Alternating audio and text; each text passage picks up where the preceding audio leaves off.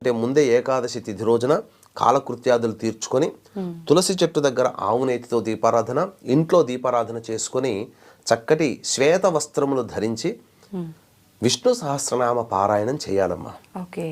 చేసిన తర్వాత చాలామంది ఏకాదశి కదా విష్ణు భగవానికి ఇష్టమైనదని చెప్పేసి తులసి దళాన్ని తెంపుతారు. ఏకాదశి రోజున తెంపకూడదు, ముందు రోజు తీసుకొని పెట్టుకోవాలి, కడిగి పెట్టుకోవాలి.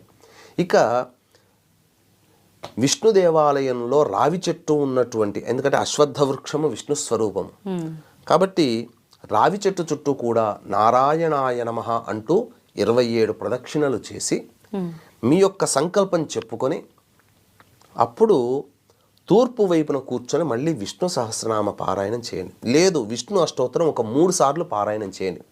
వెంట తెచ్చుకున్నటువంటి రాగి చెంబులో నీటిని ఆ రావి చెట్టు మొదట్లో వేసి వెనక్కి తిరిగి చూడకుండా ఇంటికి వచ్చేయండి. నాకు తెలిసినటువంటి చాలామంది వైష్ణవులు